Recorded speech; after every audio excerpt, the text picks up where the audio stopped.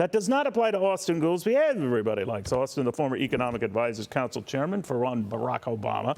But Austen, I mean, I've talked to a number of people, both sides of the aisle, and of course you've heard, you know, what Joe Manchin has to say about the president's comments on coal, that he can't believe him. Is that a problem? Well, I couldn't hear what the person was saying when he was referring to what drilling was stopped. Was it about something specific? I know if you look at the drilling data, oil production for 2022 looks like it's going to be the second highest ever of all times in the United States.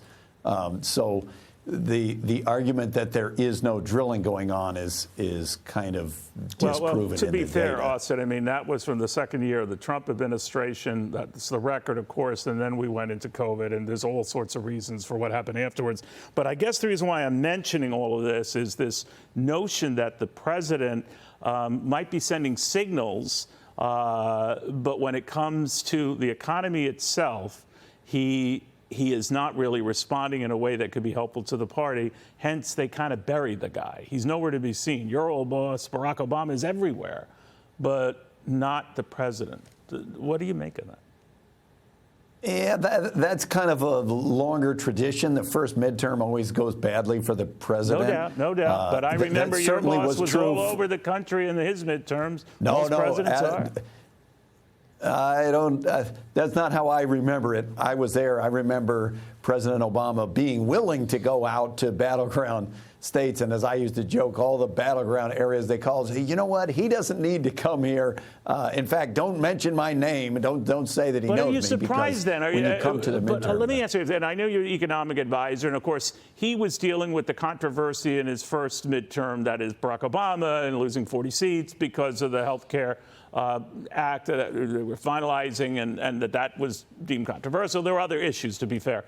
But that this president can't seem to get a handle on that palpable rage, and it's going to come back to bite him, which begs the question, do you think if he were to have a rough day tomorrow, Democrats lose the House, potentially the Senate, he would pivot, he would change, he would even acknowledge, as your old boss did, that he got a shellacking? I think he would acknowledge that he got a shellacking if he gets one. And I should say, I anticipate, like I said, for Trump, for Clinton, for Obama, for a lot of presidents, the first midterm is a rough go. You're right. And I actually think it's probably going to be a rough go tomorrow. I think President Biden would acknowledge that. My view of presidential terms is most of the legislation you're going to pass, you pass in the first 1 to 1.5 years. And the Biden folks have a record that they can show of what they did. I think the idea of the pivot kind of dating from Clinton, that we're going to try to rejuice the legislative apparatus and pass some bills in a bipartisan way, I don't know. I mean, what do you think? It feels to me like our political environment is sufficiently divided that if there is a shellacking or even a modest victory by Republicans and they take the House and Senate, I don't see, no matter what Joe Biden says as president, I don't see the Republicans going along and saying, oh, yes, let's do this together. Or vice versa, especially when the president tipped his hand how he felt about energy or traditional fossil fuels, or for that matter, coal. So sort of the doubts are removed. I just found it odd, Austin, that the White House came to clarify those remarks as if they'd been taken out of context. What we showed and played for you was exactly what he said. So do you think that the president actually did harm here, signaling to the American people that even though we have plenty of and abundant energy here, that he's not the guy who's going to tap it, like it, or favor it, and that's why the oil industry is saying the hell with it? I don't know. Like I say, I couldn't hear. Maybe you could hear what specifically the protester was asking about when he said the thing about the no drilling.